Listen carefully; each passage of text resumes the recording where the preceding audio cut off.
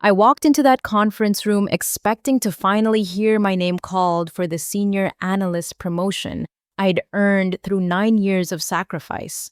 Perfect performance reviews, missed Christmas mornings, weekends spent fixing everyone else's emergencies. Frank stood at the head of the table, clearing his throat with that familiar nervous energy. The words that came next shattered everything I believed about hard work and loyalty. Madison, his 22-year-old daughter with 2 months at our company and zero relevant experience, would be our new senior analyst. Polite applause echoed awkwardly around the room as my heart sank. Walking back to my cubicle felt like moving through thick water. My colleagues avoided eye contact, suddenly fascinated by their computer screens and coffee cups. I sat down, opened my laptop, and pulled up the resignation template I'd bookmarked years ago, but never thought I'd actually use. The words flowed easier than expected. Professional, courteous, final, 2 weeks notice, effective immediately after my current projects transferred. I hit send before I could change my mind, copying human resources and Frank's boss, Director Patricia Wells. 20 minutes later, Frank appeared beside my desk, clutching his phone. His face had drained of all color, making his salt and pepper beard look almost white against his pale skin. He leaned down close enough that I could smell his coffee breath mixed with anxiety sweat. "Casey, we need to talk now." I saved my work and followed him to his glass-walled office, noting how his hands trembled slightly as he closed the door. For someone who just made what he probably thought was a brilliant nepotism move, Frank looked absolutely terrified. "You can't do this to me," he whispered, his voice cracking on the last word. "Not now. Not like this." I tilted my head, genuinely confused. Do what exactly? Give proper notice for my resignation? I thought that was professional courtesy. Frank's jaw worked silently for several seconds before words finally emerged. "The Peterson account presentation is next week. The efficiency protocol's rollout is scheduled for month end. You know the Hartwell Industries renewal depends on those quarterly projections you've been working on." Each item he listed felt like another puzzle piece clicking into place. Frank wasn't panicking about losing an employee. He was panicking about losing his cover. For the first time in our professional relationship, I saw him clearly, a middle manager who'd been coasting on other people's work for longer than either of us wanted to admit. "I'm sure Madison will handle everything beautifully," I replied, keeping my voice level and pleasant. "She is the new senior analyst, after all." Frank's laugh came out hollow and desperate. "Casey, come on! You know she's not ready for those responsibilities yet. She needs time to learn the systems, understand our processes." Then perhaps the promotion was premature. The silence stretched between us like a guitar string about to snap. Frank rubbed his temples, suddenly looking older than his 50-something years. "What would it take for you to reconsider a raise, more vacation time, your own office?" I'd heard these empty promises before, usually delivered when Frank needed me to stay late or work weekends to fix problems created by his poor planning. The difference now was knowing they came from desperation rather than appreciation. "I appreciate the offer, Frank, but my decision is final. I'll spend the next 2 weeks documenting my projects and training whoever you'd like to take them over." What if we postponed Madison's start date in the senior role, gave you some recognition for your contributions? That question revealed more than Frank probably intended. Recognition for contributions that were already mine. The absurdity of it hit me like cold water. How long had I been working for credit that never reached my personnel file? "Frank, can I ask you something?" He nodded eagerly, probably hoping I was about to negotiate. "When you presented the Peterson account recovery strategy to the board last quarter, did you mention that I developed the entire approach?" His face flushed red, then pale again. "Casey, you know how these executive presentations work. They want to hear from department leadership." "Right. And when you got that commendation for implementing the new efficiency protocols, did the board know I designed and tested every single workflow?" Frank's mouth opened and closed without producing sound. The answer was written across his guilty expression in bold letters. I stood up, smoothing my skirt and adjusting my blazer. I think we're done here. I'll have a comprehensive handover document ready by end of week. Casey, please, you're being unreasonable. Unreasonable. The word hung in the air between us like smoke. 9 years of staying late, coming in early, sacrificing personal time for company emergencies. 9 years of watching less qualified colleagues get promoted while I remained the dependable workhorse. 9 years of Frank taking credit for innovations I'd created in my spare time because I cared about our team's success. I think I'm being perfectly reasonable, Frank. I'm giving you exactly what every employment contract requires: 2 weeks' notice and professional transition support. Nothing more, nothing less. Walking back to my desk, I felt something I hadn't experienced in years: relief. The weight of unspoken resentment, of swallowed disappointments, of loyalty given but never returned began lifting from my shoulders with each step. My computer showed 3 new emails, 2 from concerned colleagues asking if the resignation rumors were true, 1 from Madison herself marked urgent. Casey, I hope we can talk soon. I had no idea about your application for this position. Dad never mentioned anyone else was being considered. I'd really appreciate your guidance as I get started. Madison. I stared at that message for a long time. Madison hadn't asked for this situation any more than I had. She was a recent college graduate who'd probably expected to start in an entry-level position and work her way up like everyone else. Instead, she'd been thrown into a role that would set her up for failure while destroying relationships with colleagues who'd view her as an undeserving beneficiary of nepotism. For the first time since sitting in that conference room, I felt something other than anger and disappointment. I felt sorry for Madison, and I felt sorry for myself, but for different reasons than I'd expected. The next morning brought a different energy to the office. Word of my resignation had spread through the usual gossip channels, creating an atmosphere of subdued tension. Colleagues approached my desk with careful expressions offering quiet support, mixed with obvious anxiety about their own job security. "This is insane, Casey," whispered Jennifer from accounting as she pretended to review quarterly reports at my desk. "Everyone knows you've been carrying this department for years." Jennifer had been my closest work friend since she'd started 3 years ago. She'd witnessed countless instances of Frank claiming credit for my innovations, but like everyone else, she'd stayed silent to protect her own position. I couldn't blame her for that survival instinct. "It's just time for a change," I replied, diplomatically aware that several people were listening despite pretending to work. "But the Patterson project, the efficiency overhaul, the client retention strategies that saved us during the merger talks last year, that was all you." Her voice carried further than intended, reaching nearby cubicles where heads turned with sudden interest. These weren't secrets exactly, but they also weren't conversations people had openly before today. I opened my filing system and began printing comprehensive project documentation. 9 years of work generated an impressive paper trail when organized systematically. Client correspondence showing my direct communication with major accounts. Email threads proving my involvement in strategic decisions. Performance metrics demonstrating improvements directly linked to my initiatives.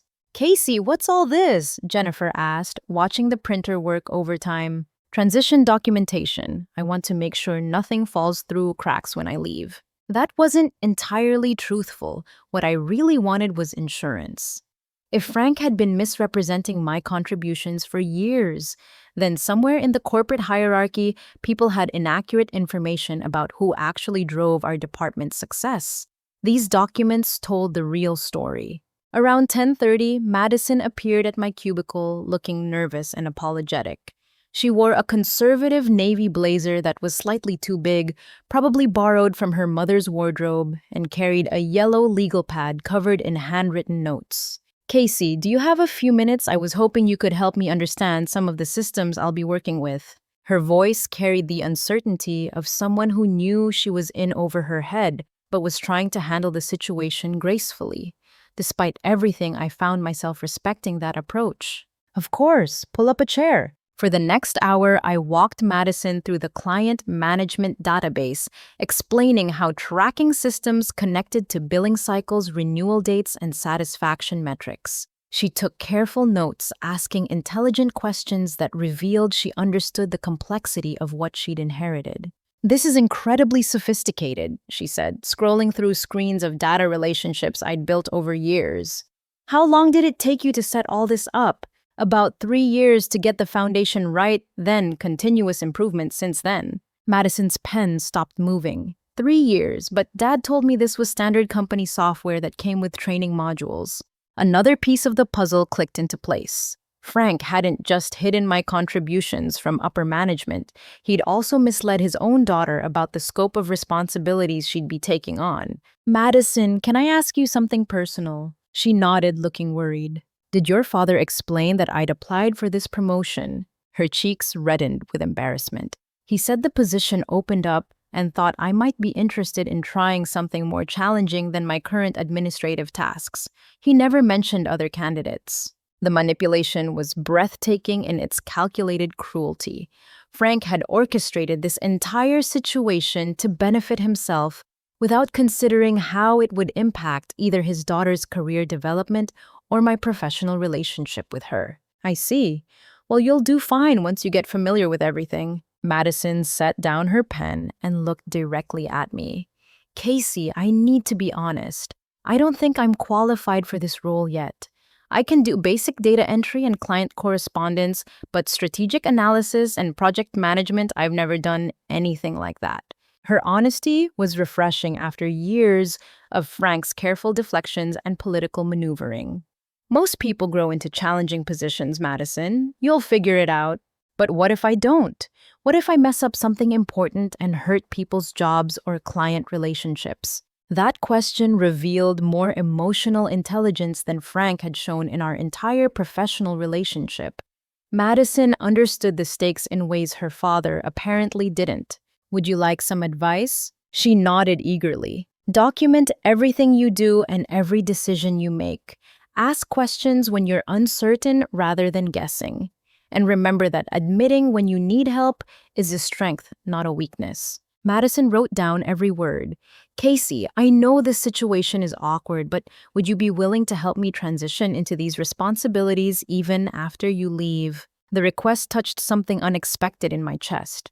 This young woman had been placed in an impossible situation by her father's poor judgment, and she was handling it with more grace and self-awareness than he'd ever demonstrated. "I think that would be inappropriate, Madison. You'll need to work with your supervisor to get the support you need." "Right, of course. I don't want to let anyone down." As she gathered her notes and prepared to leave, I found myself making a decision that surprised me.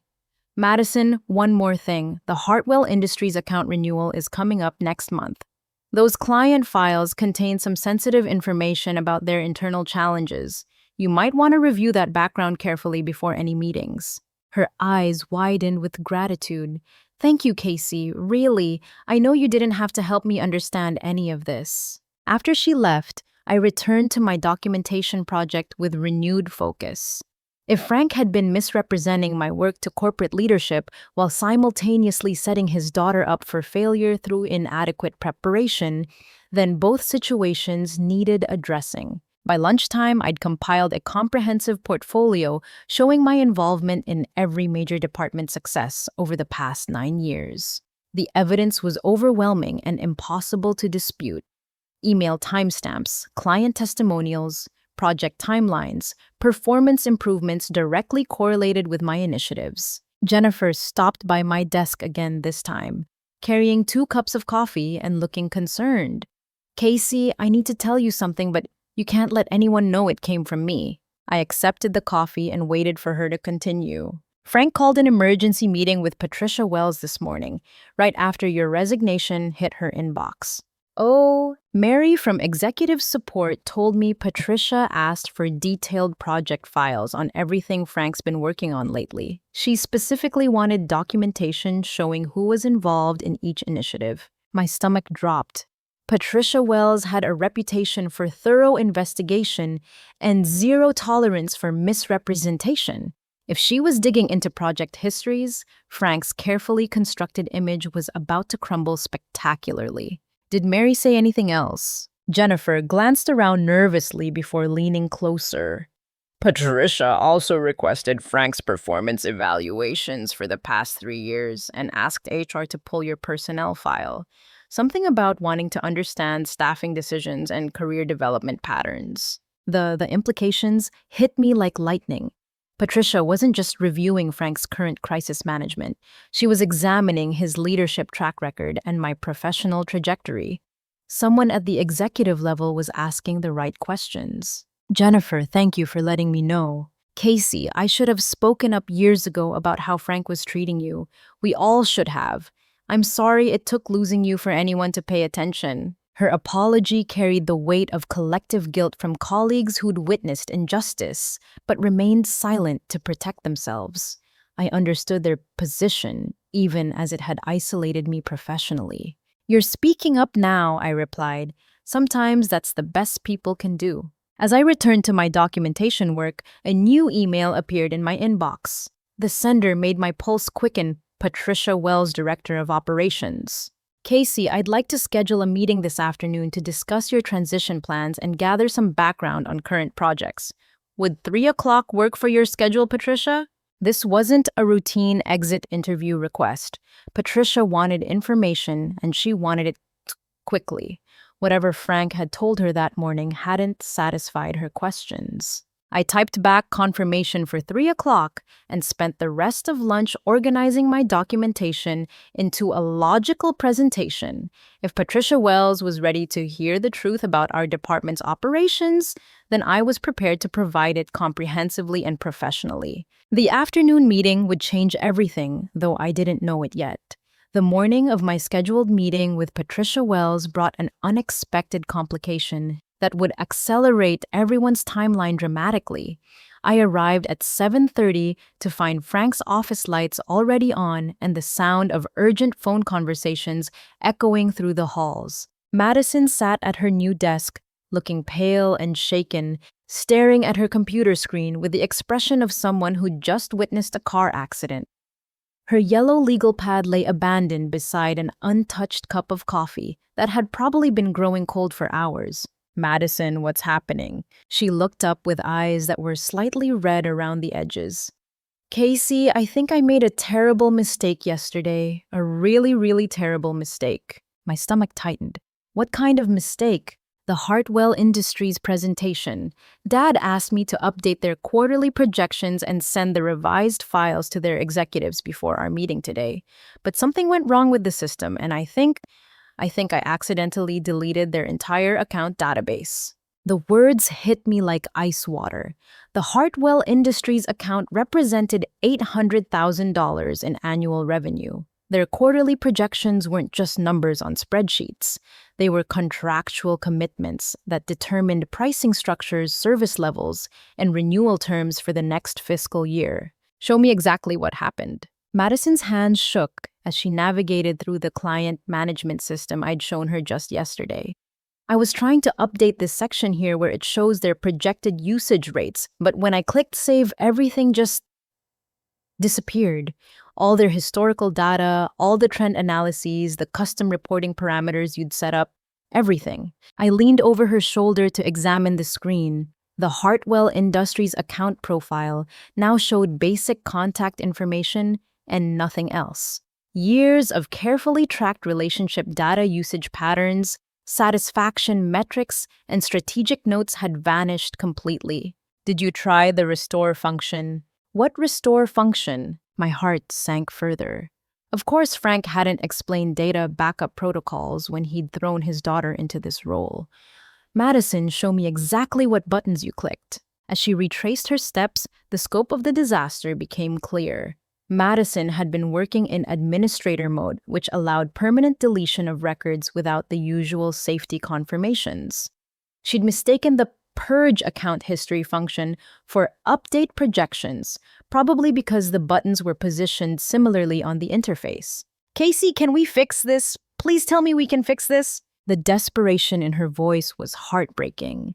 Madison had been set up for failure by her father's poor judgment, but she'd still have to live with the consequences of this catastrophic error. There might be backup files on the server, but accessing them requires IT authorization and could take days. Madison, when is the Hartwell presentation scheduled? She checked her calendar with trembling fingers. 10 o'clock this morning, in 45 minutes. Frank chose that moment to emerge from his office phone pressed against his ear and stress written across every line of his face. He spotted us huddled around Madison's computer and hurried over, ending his call mid-sentence. "Please tell me you figured out how to restore those files." Madison burst into tears. "Dad, I can't do this. I don't know these systems well enough, and now I've ruined everything. Mr. Hartwell is going to be so angry, and it's all my fault." Frank's face cycled through several emotions rapidly: panic, anger, desperation, and finally a calculating look that made my skin crawl. "Casey, you have to help us. You know these systems better than anyone. You can fix this." "Frank, I resigned from my position yesterday. I no longer have administrative access to client databases.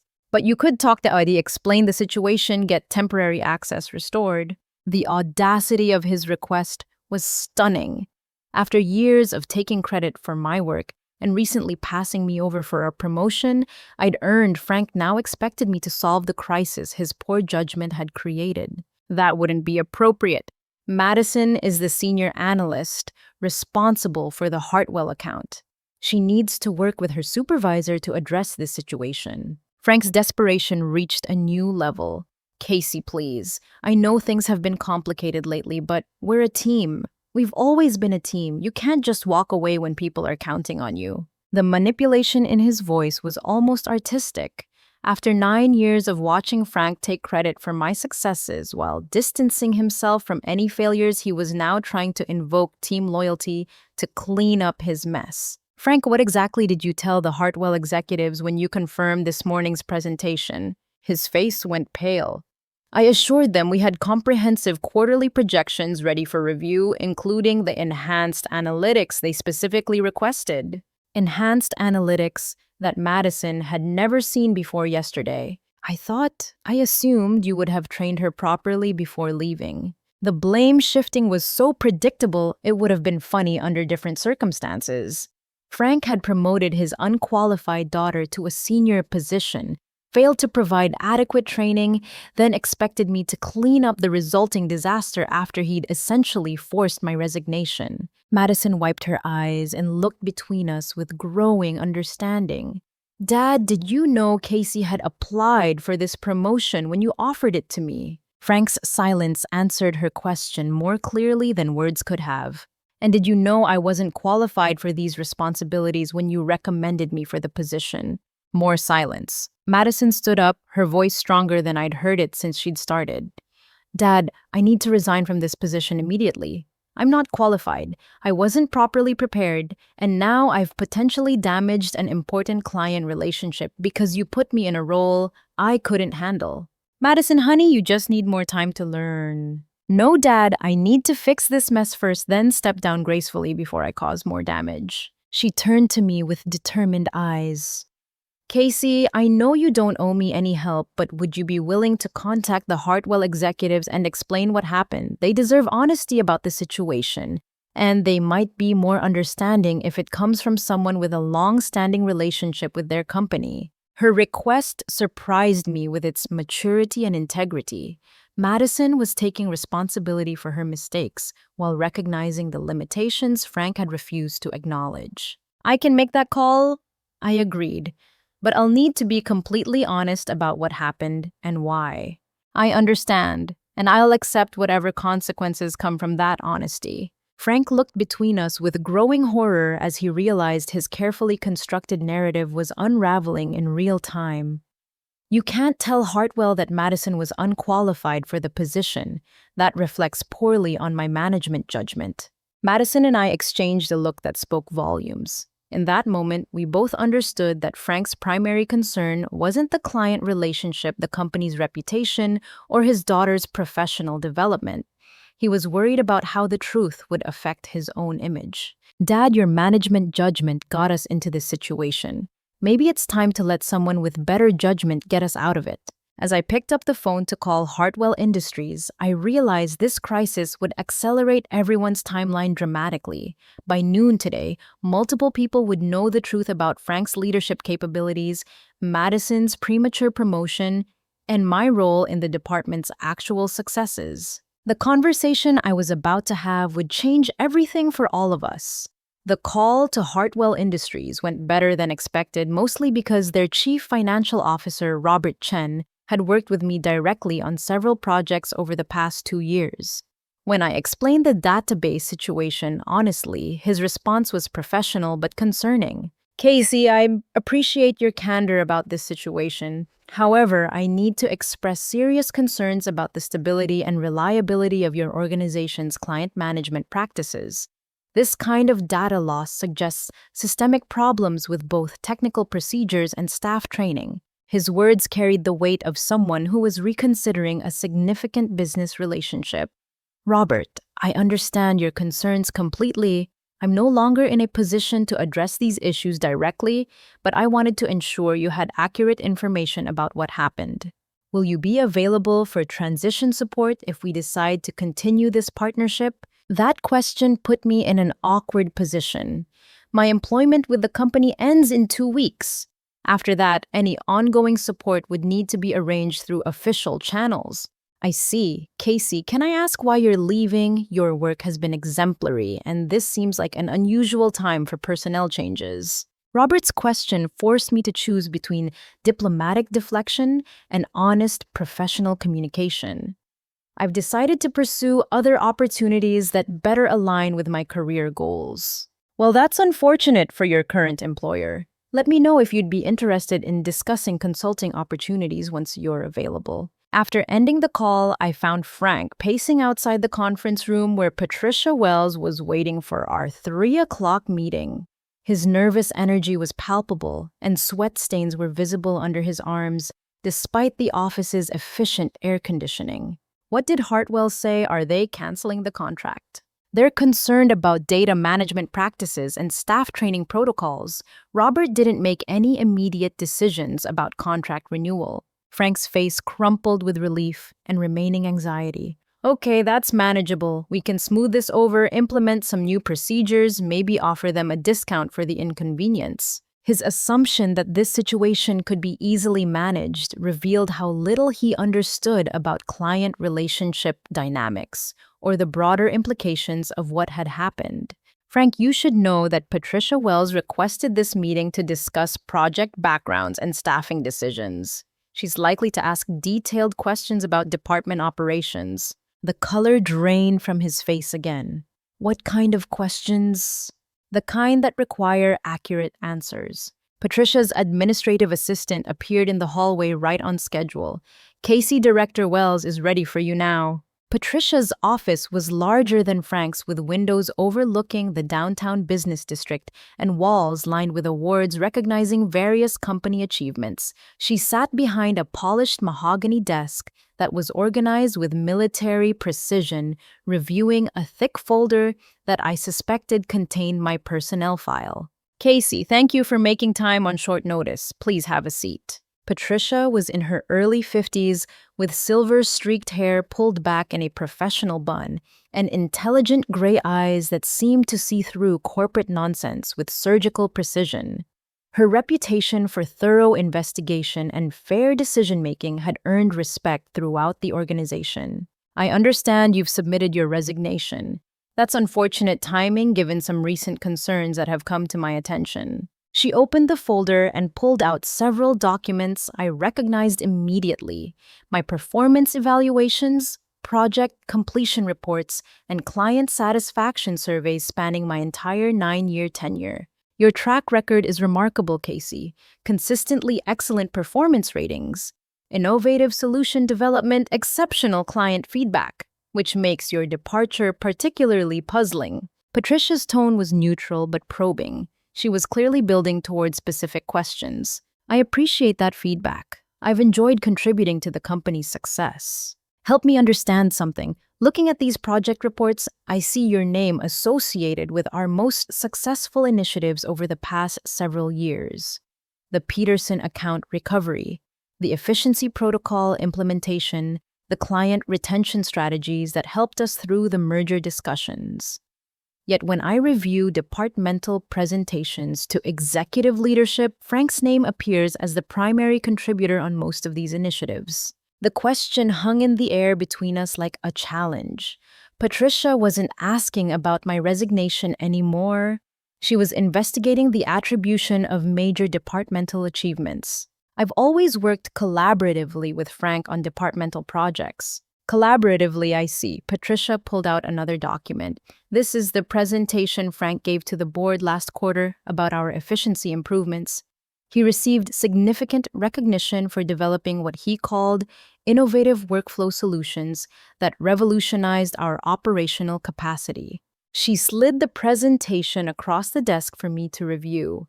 Seeing my work formatted in Frank's presentation style with his name prominently featured as the architect of solutions I designed and implemented over months of careful development felt like looking at a forgery of my own signature. Casey, I've been in management for 25 years. I've learned to recognize the difference between leadership coordination and individual contribution.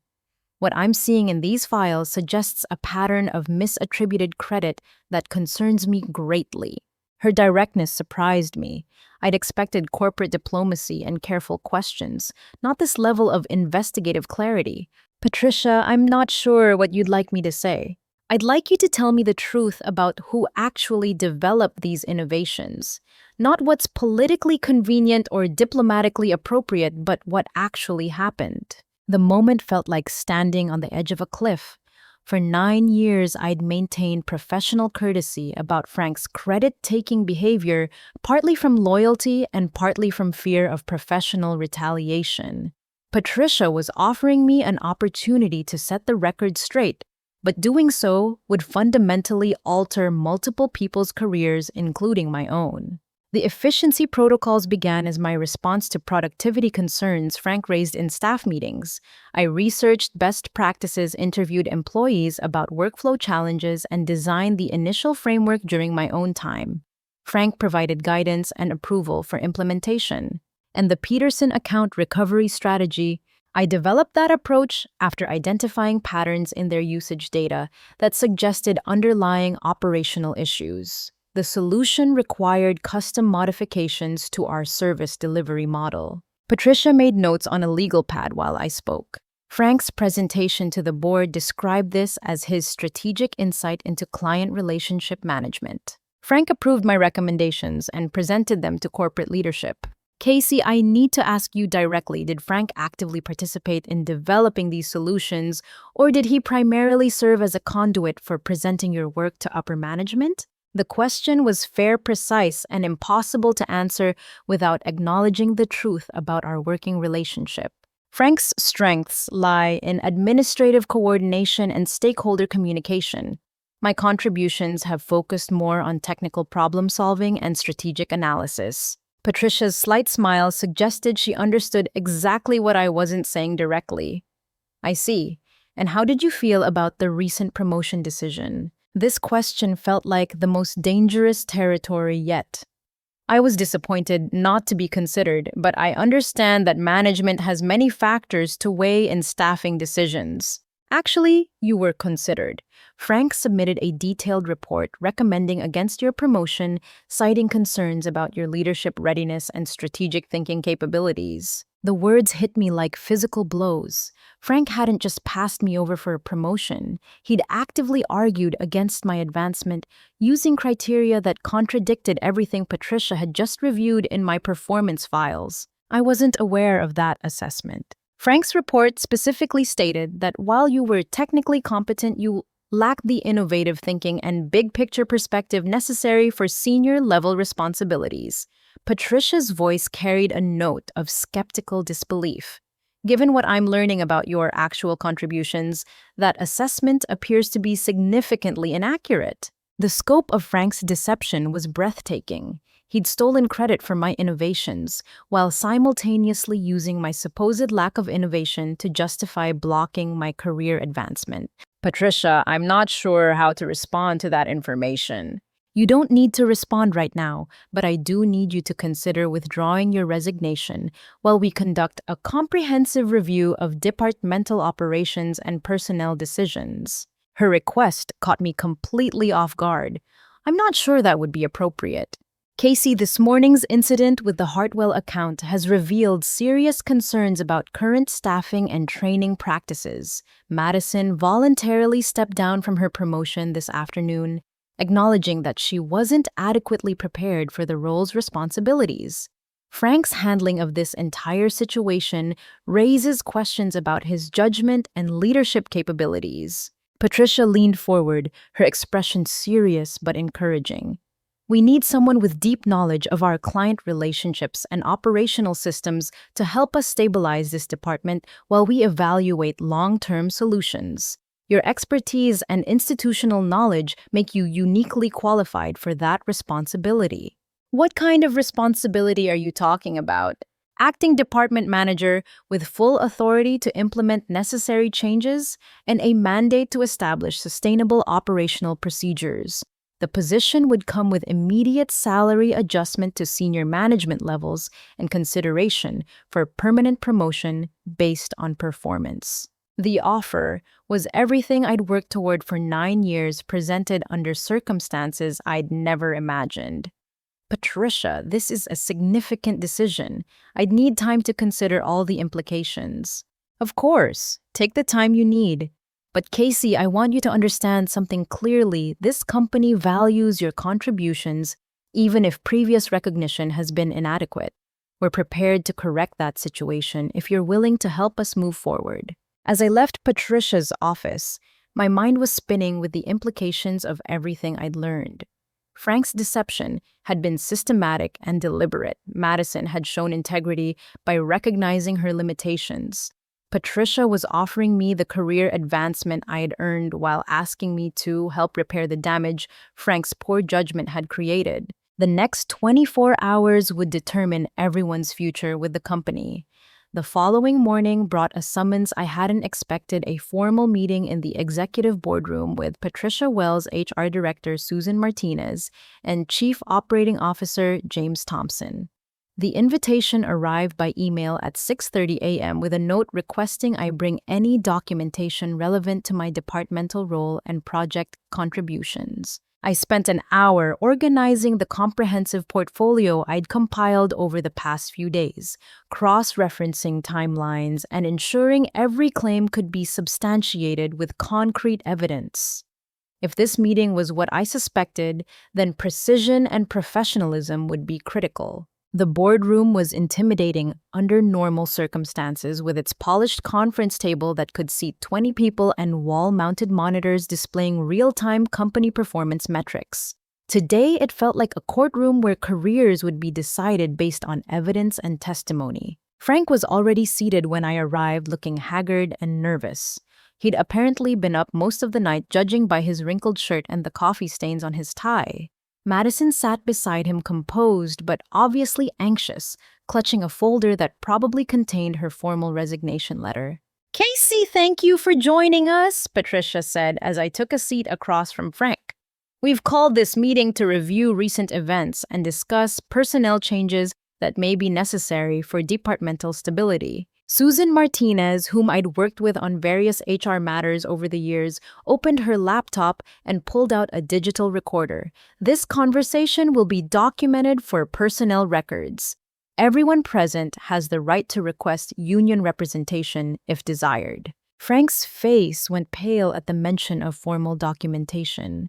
"Is that really necessary? I thought we were just having a discussion about recent misunderstandings." Frank, James Thompson, interjected with quiet authority. "These are not misunderstandings. We're reviewing serious concerns about project attribution, personnel management, and departmental leadership." James had a reputation for cutting through corporate nonsense with surgical precision. His presence at this meeting meant the investigation had reached the highest levels of company leadership. Patricia spread several documents across the conference table: project timelines, email threads, performance evaluations, and client feedback reports. Casey, would you walk us through your role in developing the efficiency protocols that became company-wide standard practice? For the next hour, I methodically explained my contributions to every major departmental achievement over the past 3 years. The evidence was overwhelming and impossible to dispute. Email timestamps showing my research and development work. Client testimonials specifically praising solutions I had designed. Performance metrics demonstrating improvements directly correlated with my implementations. Frank's attempts to minimize or reframe my contributions became increasingly desperate and contradictory. He claimed collaborative development for projects where email evidence showed I'd worked independently for weeks before presenting completed solutions. He insisted on shared credit for innovations where his only involvement had been forwarding my reports to corporate leadership. Frank, Susan said during one particularly awkward exchange, "Your own performance evaluation from 18 months ago specifically takes credit for pioneering the analytical frameworks that revolutionize our client relationship management. Are you saying that evaluation was inaccurate?" Frank's jaw worked silently before he managed a response. Performance evaluations require leadership perspective and strategic context that individual contributors might not fully appreciate. Madison, who had been quietly observing this entire exchange, finally spoke up. "Dad, stop. Just stop." Her voice carried a combination of disappointment and exhaustion that made everyone in the room uncomfortable. "Casey designed those systems. I've spent 2 days trying to understand them, and they're incredibly sophisticated.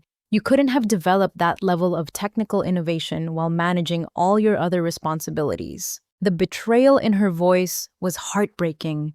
Madison was watching her father's professional integrity crumble in real time while discovering how his poor judgment had damaged multiple careers, including her own. "Madison, you don't understand the complexities of management-level decision-making," Frank replied weakly. "I understand lying, Dad, and I understand taking credit for other people's work.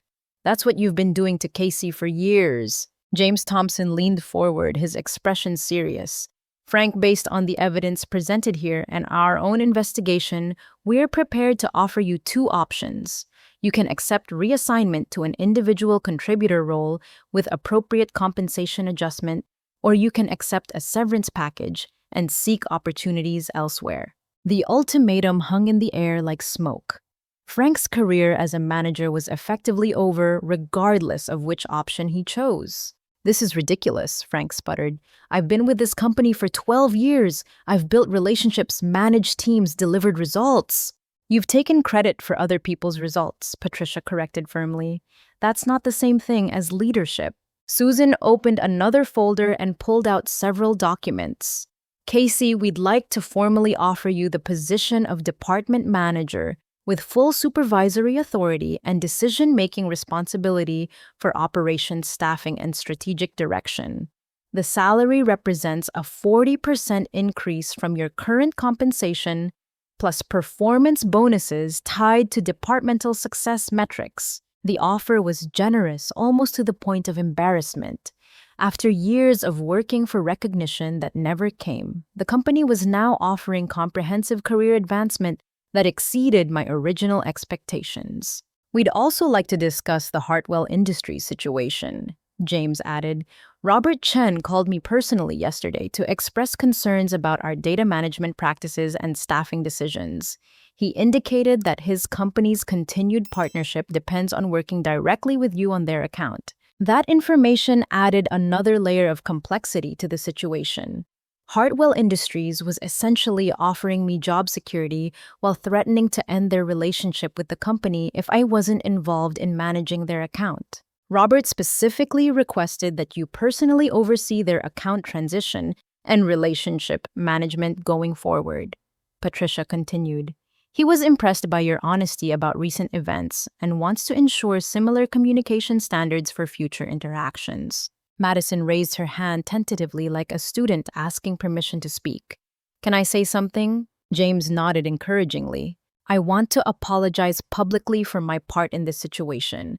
I should have asked more questions before accepting a promotion I wasn't qualified for. I should have insisted on proper training and gradual responsibility increases instead of allowing Dad to put me in a position where I could damage important client relationships. Her apology was sincere and showed remarkable maturity for someone who'd been manipulated by a parent she trusted. I'm submitting my formal resignation from the senior analyst position and requesting reassignment to an entry-level role where I can develop skills appropriately. Madison, that's not necessary, Patricia replied gently. We'd be happy to work with you on a development plan that provides proper training and gradual advancement opportunities. Thank you, but I think I need to start over somewhere else. This situation has taught me that I want to earn my professional achievements independently, without anyone being able to question whether I deserve them. Her decision commanded respect from everyone in the room. Madison was choosing integrity and independent achievement over family loyalty and easier career advancement. Frank looked between his daughter and former subordinate with dawning realization that he'd lost more than his management position. His manipulative behavior had cost him his daughter's professional respect and potentially their personal relationship as well. I'll take the severance package, he said quietly. I think it's time for me to explore other opportunities. Susan made notes on her legal pad while Patricia pulled out a contract that had obviously been prepared in advance. Casey, we'd like you to start in your new role immediately. Your first priority will be stabilizing client relationships and rebuilding team confidence. Your second priority will be implementing training and development programs to prevent similar situations in the future. As I reviewed the contract terms, one thought kept running through my mind. Sometimes losing everything you thought you wanted leads to getting everything you actually needed. The investigation had revealed the truth about Frank's deception while creating opportunities for both Madison and me to pursue career paths based on merit rather than politics or manipulation. I accept the position, I said, signing the contract with hands that were steadier than I'd expected. 3 hours later, I was moving into the manager's office I'd walked past every day for 9 years, finally occupying space I had earned through competence, dedication, and professional integrity. My first week as department manager brought challenges I'd anticipated and some I definitely hadn't. The team's initial reaction to the sudden leadership change was a mixture of relief, anxiety, and curiosity about how dramatically things would actually change under my supervision. Jennifer was the first to approach my new office Monday morning, carrying 2 cups of coffee and wearing an expression that mixed happiness with nervous uncertainty. Casey, congratulations on the promotion. You've earned this opportunity more than anyone I know. She paused, clearly struggling with something she wanted to say. I need to apologize for not speaking up sooner about Frank's behavior. We all knew what was happening, but we were afraid of retaliation. Her honesty deserved a thoughtful response. Jennifer, I understand why everyone stayed quiet. Job security makes people cautious about challenging authority even when they know something's wrong. But you were being treated unfairly for years, and our silence enabled that treatment to continue. I accepted the coffee and gestured for her to sit down. The important thing is that we're all committed to building a better working environment going forward. That requires honest communication and mutual support. Over the next few days, similar conversations happened with every team member. People who'd witnessed Frank's credit-stealing behavior for years but felt powerless to challenge it were finally able to express their frustrations and concerns openly. The relief was palpable, like pressure being released from an overfilled balloon. The more immediate challenge was stabilizing our client relationships and addressing the operational gaps Frank's departure had created. It quickly became clear that he'd been far more dependent on other people's work than anyone had realized, including Frank himself. Casey, I have a problem, announced David Chen from Client Services, appearing in my doorway Wednesday afternoon with a stack of folders and a worried expression. Frank was supposed to deliver quarterly performance reports to 6 major clients by Friday, but I can't find any documentation showing he'd actually started preparing them. This was exactly the kind of crisis I'd feared. Frank had apparently been making commitments without understanding the work required to fulfill them, leaving his successor to scramble for solutions. Show me what we have to work with. For the next 2 hours, David and I reviewed client files and discovered that Frank had essentially been promising customized analysis reports without having any systems in place to generate them. The quarterly reports he'd committed to delivering were supposed to contain performance metrics, trend analyses, and strategic recommendations that had never been developed. David, how long would it take you to create these reports from scratch? His face fell. Working overtime every day for the next 2 weeks, assuming I had help with data collection and formatting. This was impossible. 6 major clients expecting sophisticated analytical reports that existed only in Frank's imagination due in less than 48 hours. Let me make some calls. My first call was to Patricia Wells explaining the situation and requesting guidance on managing client expectations. Her response was supportive, but realistic. Casey, I appreciate you bringing this to my attention immediately, rather than trying to handle it independently. Let's be honest with our clients about what happened and focus on delivering quality work on a reasonable timeline, rather than rushing to meet unrealistic commitments. Her advice aligned with my instincts about professional integrity and client relationship management. Over the next day, I personally called each affected client to explain Frank's departure and the discovery that promised deliverables had never been properly scoped or initiated. The conversations were awkward but ultimately productive. Most clients appreciated the honest communication and were willing to extend deadlines in exchange for more comprehensive analysis than they'd originally expected. This kind of transparency builds trust, explained Sandra Walsh from Meridian Industries during our rescheduling conversation. We'd rather wait for quality work than receive rushed reports that don't provide real value. By Friday, we'd negotiated reasonable deadlines with all 6 clients and had preliminary frameworks in place for delivering reports that would actually meet their analytical needs. The crisis had transformed into an opportunity to strengthen relationships through improved communication and service quality. The team's response to this collaborative problem-solving approach was remarkable. People who'd been operating defensively under Frank's management suddenly became creative and proactive about identifying solutions and improvements. Casey, I have an idea about streamlining the client reporting process, Jennifer announced during our Monday team meeting. What if we developed standardized templates that could be customized for each client's specific needs?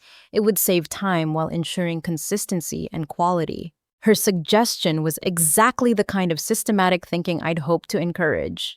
That's excellent, Jennifer. Would you be willing to lead a working group to develop those templates? The enthusiasm in her voice was infectious. Absolutely. I think David and Sarah would be great contributors to that project too. Within 2 weeks, the team had developed more efficient workflows, improved communication protocols, and better quality control processes than Frank had implemented in years of management. The difference was that these improvements emerged from collaborative problem-solving rather than top-down mandates that people resented. The most satisfying moment came when Robert Chen from Hartwell Industries called to express appreciation for our enhanced service approach. Casey, the detailed analysis your team provided exceeded our expectations significantly.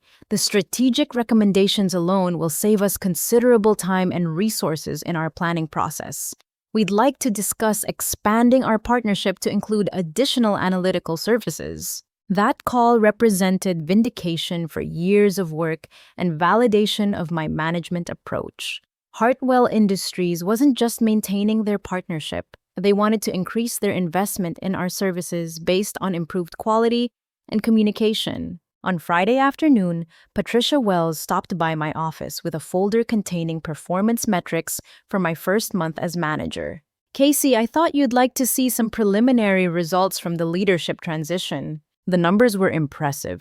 Team productivity had increased by 23%. Client satisfaction scores had risen across all measured categories.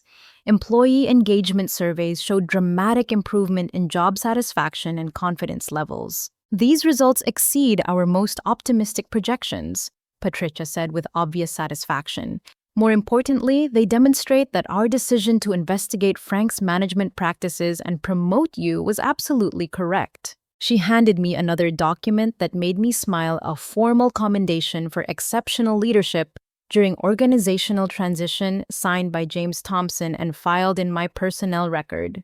There's one more thing I wanted to discuss, Patricia continued. We're planning to expand this department's responsibilities to include strategic analysis for other divisions. Are you interested in taking on broader leadership responsibilities? The opportunity was exciting and slightly intimidating. What kind of timeline are you considering? 6 months to develop expanded capabilities, then gradual integration of additional teams and responsibilities. It would essentially create a new strategic services division under your leadership. As I considered the proposal, I realized how completely my professional situation had transformed in just a few weeks. From feeling undervalued and overlooked, I'd moved into a position where the company was actively seeking ways to expand my responsibilities and leverage my expertise more broadly. Patricia, I'm very interested in exploring that opportunity. Excellent. Let's schedule a planning meeting for next week to discuss implementation details and resource requirements. After she left, I sat in my office looking out at the team I now led and reflecting on the unexpected journey that had brought me to this point. Frank's attempt to marginalize my contributions while promoting his unqualified daughter had ultimately exposed the truth about both his limitations and my capabilities. The situation that had initially felt like the worst professional disappointment of my career had become the catalyst for opportunities I'd never imagined possible. Sometimes the best revenge is simply letting the truth speak for itself. 6 months later, I stood in the same conference room where Frank had announced Madison's promotion, but the atmosphere couldn't have been more different. The monthly departmental meeting now buzzed with genuine excitement as team members shared updates on successful projects and innovative solutions they developed collaboratively. The Morrison Industries analysis identified cost savings opportunities that exceeded their expectations by 40%, reported David, presenting results with confidence I'd never seen from him under Frank's leadership. They're requesting similar analytical services for their subsidiary operations in 3 additional states. Jennifer followed with updates on the template standardization project that had evolved into a comprehensive quality assurance program. We've reduced report preparation time by 60% while increasing client satisfaction scores across all measured categories. 2 other departments have requested training on implementing similar improvements. The transformation wasn't just about improved processes. It was about people feeling empowered to contribute their best ideas and take ownership of outcomes. The fear and defensive posturing that had characterized Frank's team meetings had been replaced by collaborative energy and shared pride in collective achievements. I have an announcement to share, I said as the meeting drew to a close. Corporate leadership has approved the creation of a new strategic services division, which will expand our analytical capabilities to support multiple departments across the organization. Everyone in this room will have opportunities to pursue advancement and specialized development within the expanded structure. The enthusiastic response was immediate and gratifying. These were people who'd been undervalued and underutilized under Frank's management, now discovering their potential in an environment that recognized and rewarded competence. After the meeting ended, I walked back to my office, reflecting on how much had changed since that devastating morning when I'd submitted my resignation. The anger and disappointment I'd felt then seemed like emotions from someone else's life. My computer showed a new email that made me smile, a message from Madison, who had taken a position with a nonprofit organization focused on financial literacy education for underserved communities. Casey, I wanted to update you on how things are going, and thank you again for the professional advice you gave me during that difficult transition. Your recommendation to start over somewhere I could earn achievements independently was exactly what I needed to hear. I'm working with an amazing team that values honest communication and collaborative problem solving. The work is challenging and rewarding in ways I never experienced in corporate settings. I've also been thinking about pursuing graduate education in nonprofit management. Thank you for showing me what authentic leadership looks like even when you were under tremendous pressure. I hope we can stay in touch professionally. Best regards, Madison. Her message reinforced something important I'd learned throughout this experience. Sometimes the most valuable thing you can do for someone is help them recognize their own potential rather than trying to protect them from deserved consequences. Frank had meant well by promoting his daughter, but his good intentions had been undermined by poor judgment and insufficient preparation. Madison's success in her new role proved she was capable of excellent work when properly supported and appropriately challenged. Another email brought equally satisfying news, a note from Robert Chen announcing that Hartwell Industries had recommended our services to 3 other companies in their network, generating additional contract opportunities worth over $2 million in potential annual revenue. Casey, your team's analytical work has exceeded every expectation we had. More importantly, your approach to professional communication and problem solving has restored our confidence in vendor partnerships. We look forward to continued collaboration and growth. These external validations mattered, but what satisfied me most was the internal transformation of our work environment. People who'd been afraid to speak up under Frank's leadership now contributed ideas enthusiastically. Colleagues who'd felt disconnected and undervalued now took pride in collective successes. The lesson wasn't just about workplace justice or career advancement, it was about the importance of self-respect and the courage to maintain professional standards, even when doing so requires personal risk. Looking back, I realized that my initial impulse to resign quietly had been exactly the right response to Frank's manipulative behavior. Walking away with dignity rather than fighting battles that would have diminished everyone involved had created space for truth to emerge naturally. Frank's deception had been systematic and calculated, but it had also been unsustainable. Eventually, his lack of genuine expertise would have been exposed through client dissatisfaction, operational failures, or personnel investigations. My resignation had simply accelerated that timeline while protecting my own integrity. The broader lesson applied beyond workplace situations. In any relationship where one person consistently takes credit for another's contributions while blocking their advancement, the healthiest response is often disengagement rather than confrontation.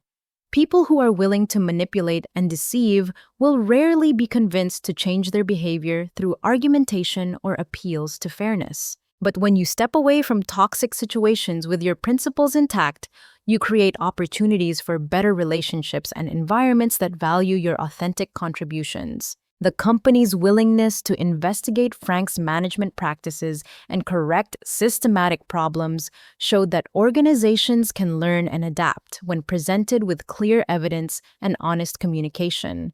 Patricia Wells and her colleagues had demonstrated that good leadership involves recognizing and addressing problems rather than maintaining comfortable illusions. As I prepared to leave the office that evening, Jennifer knocked on my door with a final update that perfectly captured how much our department had evolved.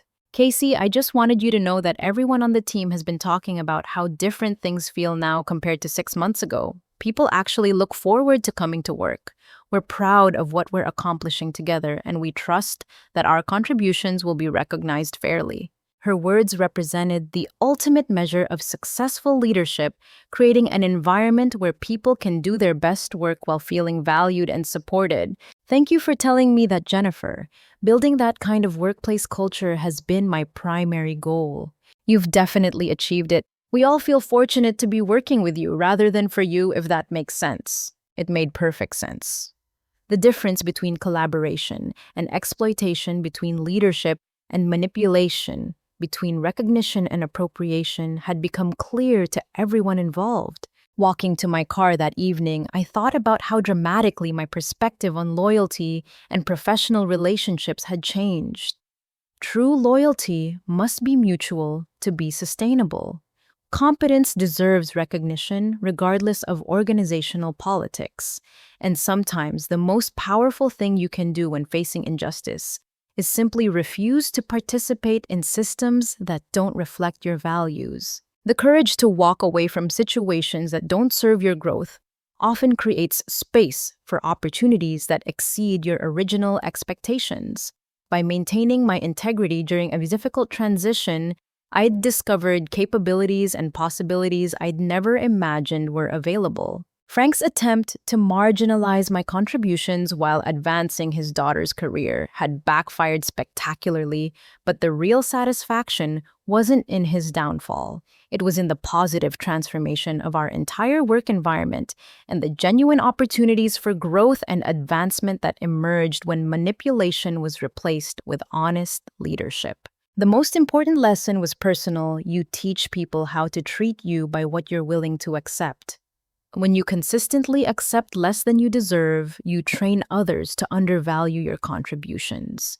When you maintain standards that reflect your worth, you attract relationships and opportunities that honor those standards. Sometimes the best way to fight injustice is simply to stop enabling it. Now, I'd love to hear from you. Have you ever been in a situation where someone took credit for your hard work or blocked your career advancement? How did you handle it, and what would you do differently if faced with similar circumstances today? Your experiences and insights could help others navigate these challenging professional situations. If this story resonated with you, please hit the like button and subscribe for more real-life experiences about workplace challenges, professional growth, and finding the courage to stand up for your worth. Share this story with anyone who might need encouragement to maintain their professional integrity during difficult transitions. Thank you for listening to my journey from feeling undervalued to discovering opportunities I never imagined possible. Remember that your competence and dedication have value, and you deserve relationships and environments that recognize and celebrate your authentic contributions. Wishing you success in all your professional endeavors.